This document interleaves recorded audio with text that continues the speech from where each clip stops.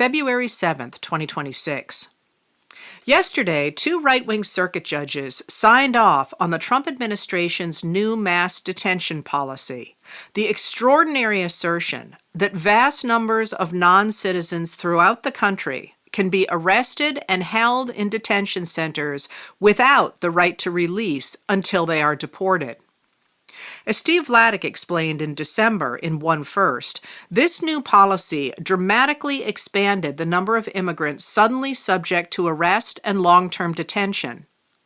U.S. judges overwhelmingly rejected the new policy.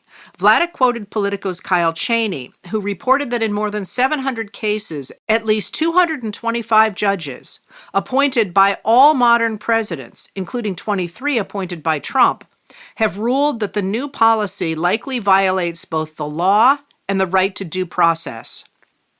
But the administration handpicked a right-wing circuit to rule on the policy. And last night, as Vladeck explained today in One First, Judge Edith Jones and Judge Kyle Duncan of the U.S. Court of Appeals for the Fifth Circuit okayed the Trump administration's new rule denying detained immigrants the right to release on bond. That includes, as Vladeck wrote, millions of non-citizens who have been here for generations, who have never committed a crime, and who pose neither a risk of flight nor any threat to public safety. It is likely the plaintiffs will appeal the decision. This policy has dramatically increased detention of immigrants. Before it, the U.S. held about 40,000 people on any given day. Now, according to Laura Strickler and Julia Ainsley of NBC News, the United States is currently holding more than 70,000 immigrants in 224 facilities across the nation, 104 more facilities than it had before Trump took office. Those detainees include children. Private prison companies under contract with the U.S. government operate these detention facilities, including the $1.2 billion Camp East Montana, located at Fort Bliss Army Base in Texas, where a medical examiner recently ruled the death of detainee Geraldo Lunas Campos a homicide. The cause of the January death of Victor Manuel Diaz there remains unclear, although officials claim it was presumed suicide. A third man, Francisco Gaspar Andres, died in December after being transported from the camp to an El Paso hospital for treatment for a serious medical condition. On January 20th, Judd Legum of Popular Information reported that ICE stopped paying third-party providers for medical care for detainees on October 3rd, 2025, and that it would not start even to process claims again until at least April 30th, 2026. It told medical providers to hold all claims submissions until then. A source in the administration told Legum that some medical providers are now denying detainees medical care. From 2002 to 2023, the Department of Veterans Affairs, or VA, helped to make sure detainees had medical care if an ICE facility couldn't provide it, with ICE paying the VA for the coverage.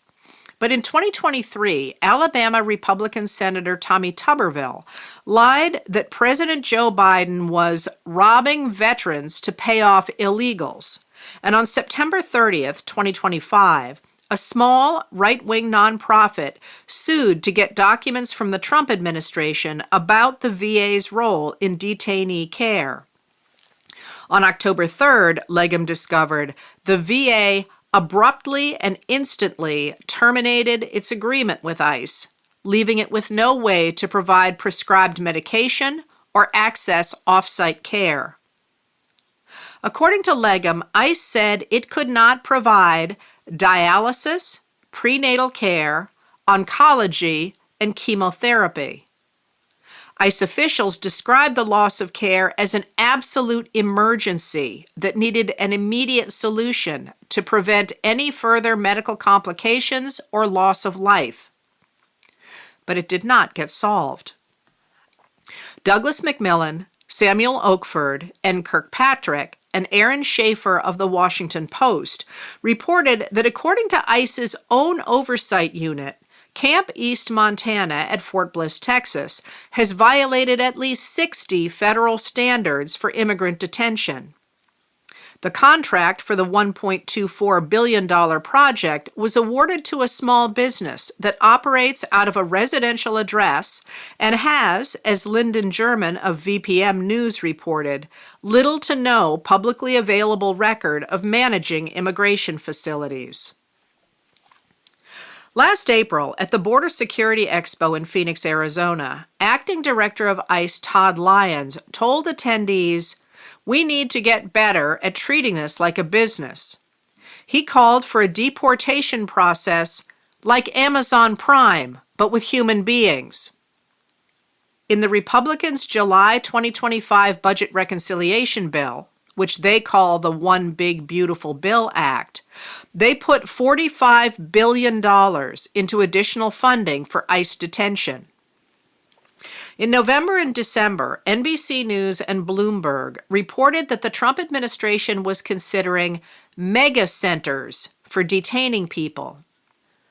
Fola Akinibi, Sophie Alexander, Alicia A. Caldwell, and Rachel Adams Heard of Bloomberg reported that in November, ICE issued a $29.9 million contract, just below the threshold of $30 million that would require open bidding, to KPB Services LLC for due diligence services and concept design for processing centers and mega centers throughout the United States.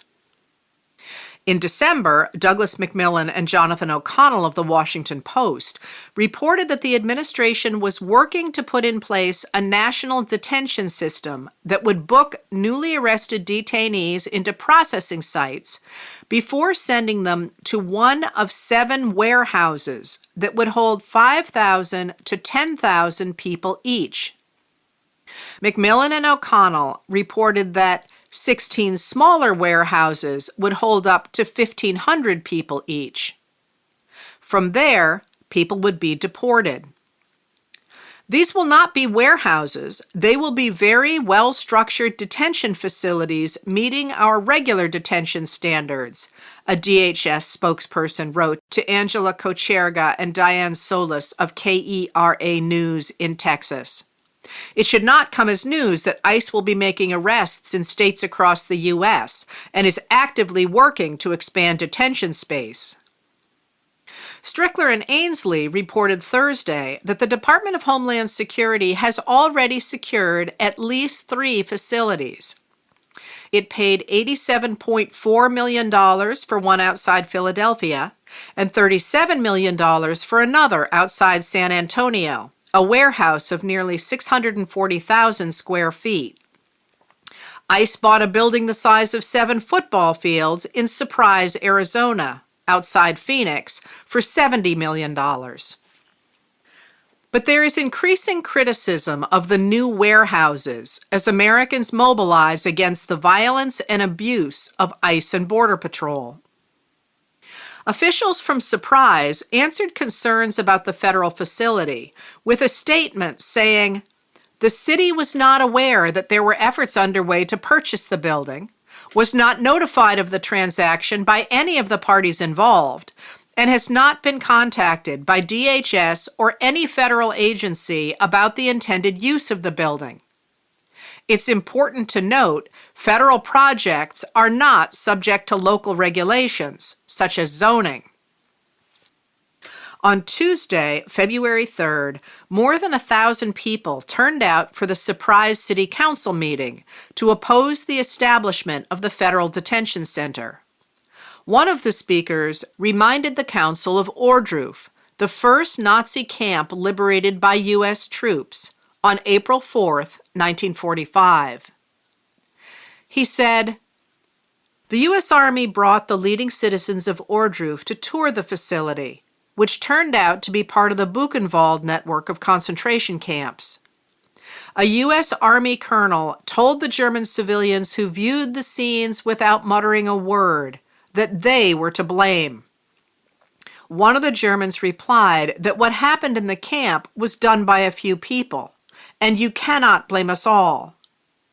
And the American, who could have been any one of our grandfathers, said, "This was done by those that the German people chose to lead them, and all are responsible." The morning after the tour, the mayor of Ohrdruf killed himself. And maybe he did not know the full extent of the outrages that were committed in his community, but he knew enough. And we don't know exactly how ICE will use this warehouse, but we know enough. I ask you to consider what the mayor of Ohrdruf might have thought before he died. Maybe he felt like a victim. He might have thought, "How is this my fault? I had no jurisdiction over this." Maybe he would have said, "This site was not subject to local zoning. What could I do?" But I think when he reflected on the suffering that occurred at this camp just outside of town, that those words would have sounded hollow even to him. Because in his heart he knew, as we do, that we are all responsible for what happens in our community.